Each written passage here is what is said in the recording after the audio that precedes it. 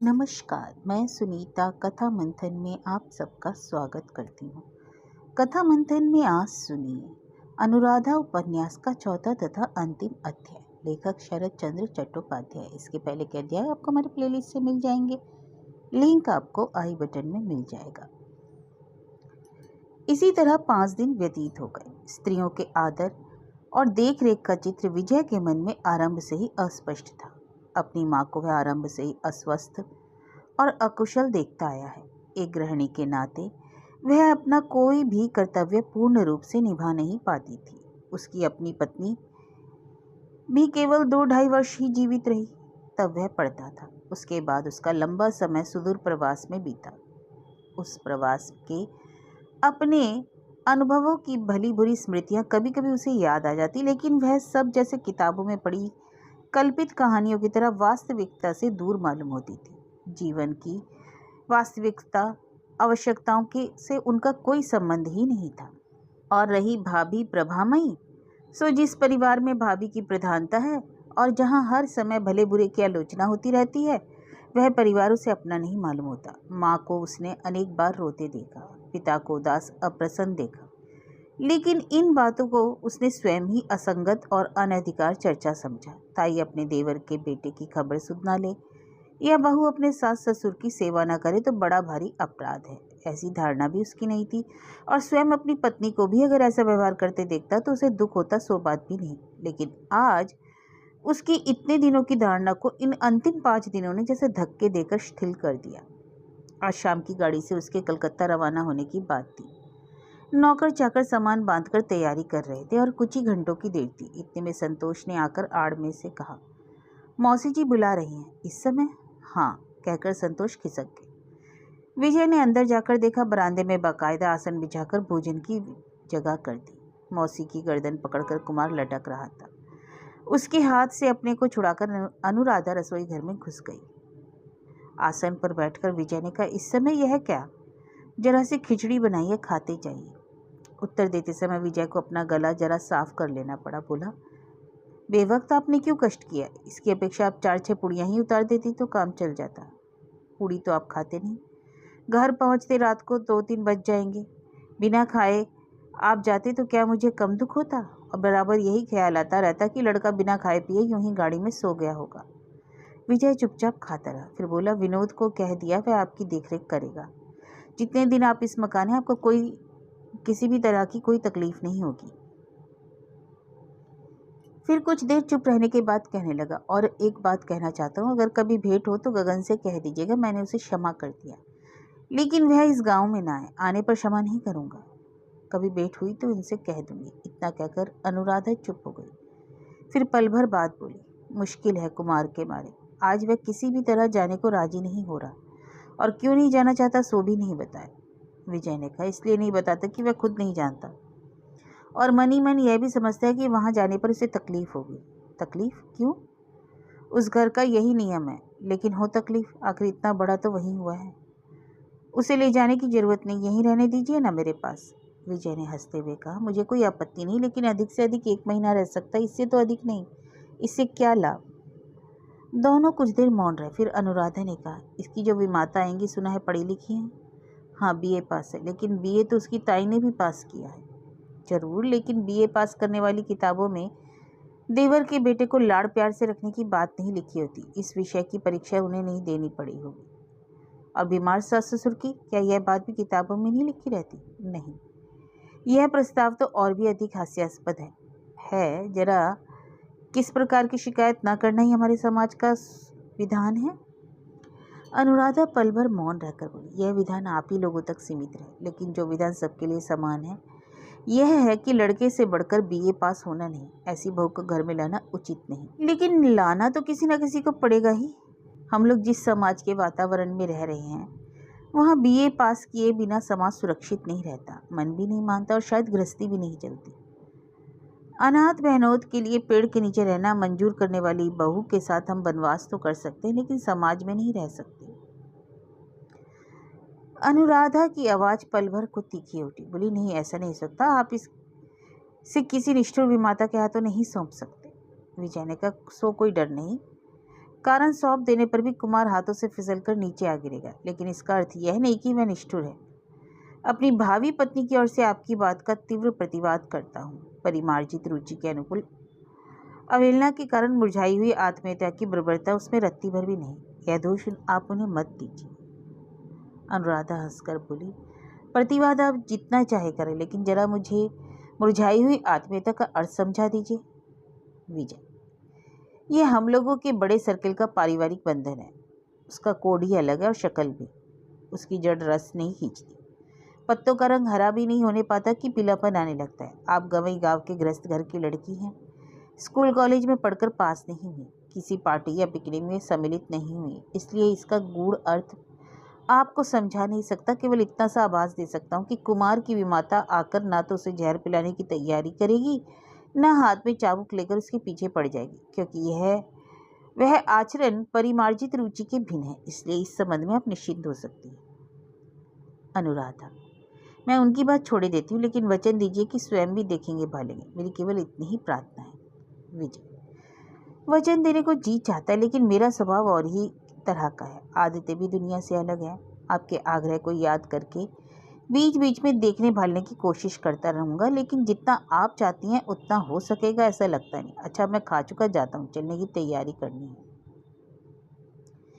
इतना कहकर वह उठ बैठा। बोला, कुमार आपके पास ही रहेगा। घर छोड़ने के दिन आ जाए तो इस विनोद के साथ कलकत्ता भिजवा देना। जरूरत समझे तो उसके साथ संतोष को भी बिना किसी संकोच के भेज दें। आरंभ में आपके साथ जैसा व्यवहार किया है, मेरा स्वभाव ठीक वैसा ही नहीं है।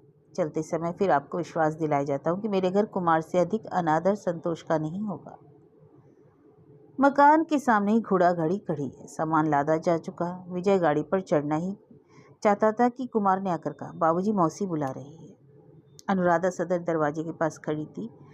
प्रणाम करने के लिए बुलवा लिया, फिर कब कर सकूंगी मालूम नहीं, कहकर उसने गले में आंचल डालकर दूर से ही प्रणाम किया। फिर उठकर खड़ी हो गई। कुमार को अपनी गोद के पास खींचकर बोली, दादी जी से कह दीजिएगा कि चिंता ना करें। जितने दिन भी मेरे पास रहेगा इसे किसी प्रकार की तकलीफ नहीं होगी।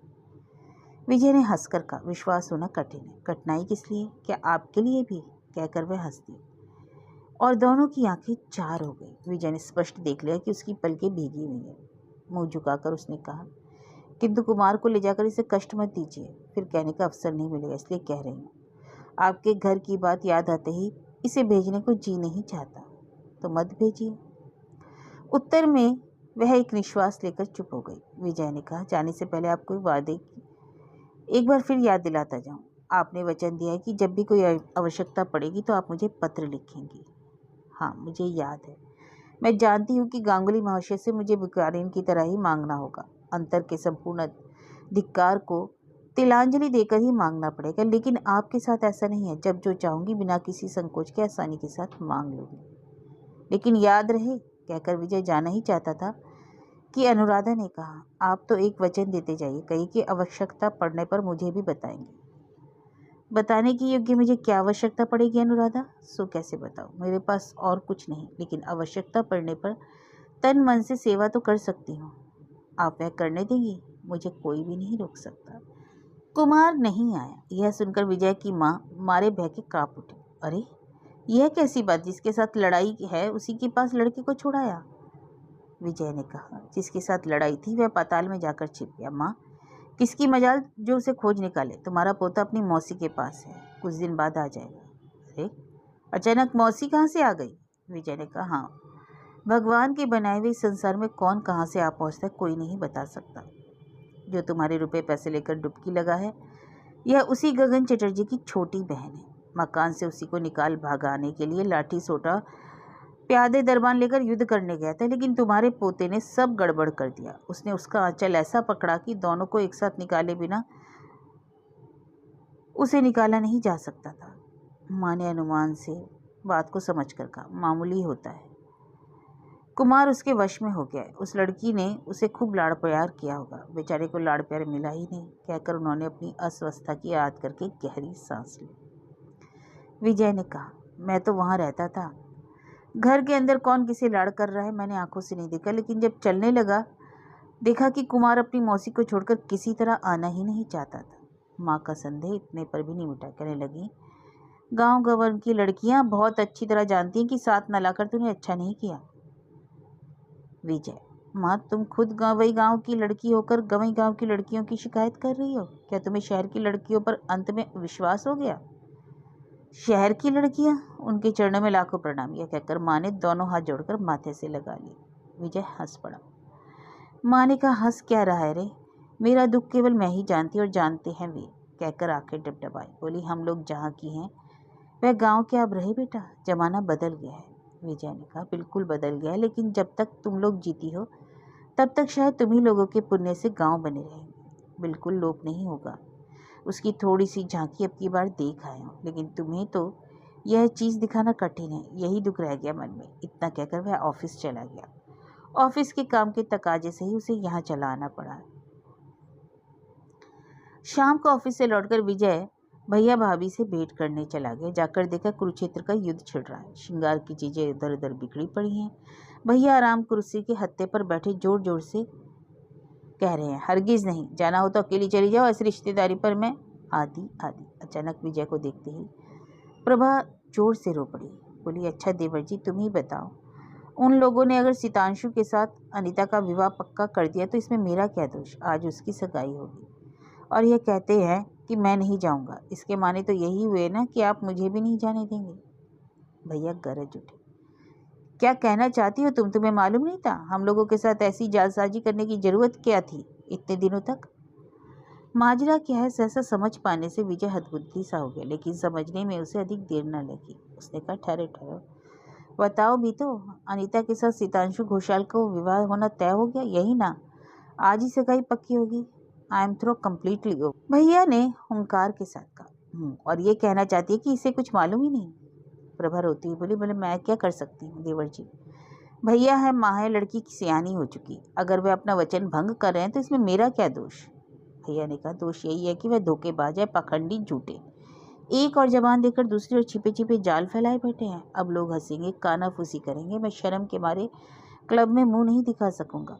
प्रभा उसी तरह रुआसे स्वर में कहने लगी, ऐसा क्या नहीं होता, इसमें तुम्हारे शर्माने की क्या बात है? मेरे शर्माने का कारण यह है कि वह तुम्हारी बहन है। दूसरे, मेरी ससुराल वाले सब के सब धोखेबाज हैं, इसलिए उसमें तुम्हारा भी एक बड़ा हिस्सा है। इसलिए भैया के चेहरे को देखकर विजय इस बार हंस पड़ा, लेकिन तभी उसने झुककर प्रभा के पैरों की धूल माथे पर लगाकर प्रसन्नता से कहा, भाभी भले ही कितने क्यों ना गरजे भैया, ना मुझे क्रोध आएगा ना अफसोस, बल्कि सचमुच ही इसमें तुम्हारा हिस्सा हो तो मैं तुम्हारा आजीवन कृतज्ञ रहूंगा।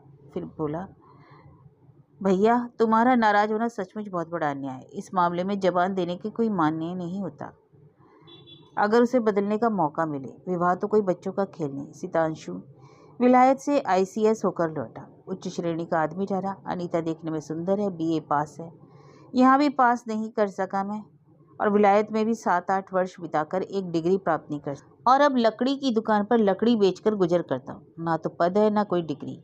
इसमें अनीता ने कोई अन्याय तो नहीं किया भैया? भैया ने गुस्से के साथ कहा, 1000 बार अन्याय किया है। तू क्या कहना चाहता है, तुझे जरा दुख नहीं? नहीं भैया, तुम पूज्य हो, तुमसे झूठ नहीं बोलूंगा, तुम्हारे पैर छूकर कहता हूँ, मुझे रत्ती भर दुख नहीं। अपने पुण्य से तो नहीं, किसके पुण्य से तो नहीं, किसके पुण्य से बचा नहीं मालूम, लेकिन ऐसा लगता है कि मैं बच गया। भाभी मैं चलता हूँ, भैया चाहे तो उठकर घर में बैठे, लेकिन हम तुम चलें। तुम्हारी बहन की सगाई में भरपेट मिठाई कहाँ आएंगी? प्रभा ने उसके चेहरे की ओर देखकर कहा, तुम मेरा मजाक उड़ा रहे हो? नहीं भाभी, मजाक नहीं, आज मैं अंतःकरण से तुम्हारा आशीर्वाद चाहता हूँ, तुम्हारे वरदान से, भाग्य से मेरी फिर से मुंह उठाकर देखें। लेकिन अब देर मत करो, तुम कपड़े पहन लो, मैं भी ऑफिस के कपड़े बदल कर आऊँ। यह कहकर विजय जल्दी से जाना चाहता था। भैया बोल उठे, तेरे लिए निमंत्रण नहीं है, तू वहाँ कैसे जाएगा? विजय ठिठक कर खड़ा हो गया, बोला, ठीक है, शायद शर्मिंदा होंगे, लेकिन बिना बुलाए कहीं भी जाने में मुझे आज संकोच नहीं। जी चाहता है कि दौड़ते हुए जाऊँ, कह आऊँ कि अनीता तुमने मुझे धोखा नहीं दिया, तुम पर ना तो मुझे क्रोध है ना ईर्ष्या, मेरी प्रार्थना है कि तुम सुखी हो। भैया मेरी प्रार्थना मानो, क्रोध शांत करो, भाभी को लेकर जाओ, कम से कम मेरी ओर से ही सही, अनीता को आशीर्वाद तो दे आना। भैया और भाभी दोनों ही हदबुद्धि होकर एक दूसरे को देखने दे लगे। सहसा दोनों की निगाहें विजय के चेहरे पर व्यंग का वास्तव में कोई चिन्ह ही नहीं था, क्रोध या अभिमान की लेश मात्र छाया भी नहीं थी, उसकी आवाज में भी नहीं। सचमुच ही जैसे किसी सुनिश्चित संकट के जाल से बच जाने से उसका मन शाश्वत आनंद से भर उठा। आखिर प्रभा अनीता की बहन ठहरी। बहू के लिए यह संकेत लाभप्रद नहीं हो सकता। अपमान के धक्के से प्रभा का हृदय एकदम जल उठा। उसने कुछ कहना चाहा लेकिन गला रूंध गया। विजय ने कहा, भाभी, अपनी सारी बातें कहने का भी समय नहीं है। कभी आएगा या नहीं सो भी मालूम नहीं, लेकिन अगर किसी दिन आया तो तुम भी कहोगी, देवर जी तुम भाग्यवान हो, तुम्हें मैं आशीर्वाद देती हूँ।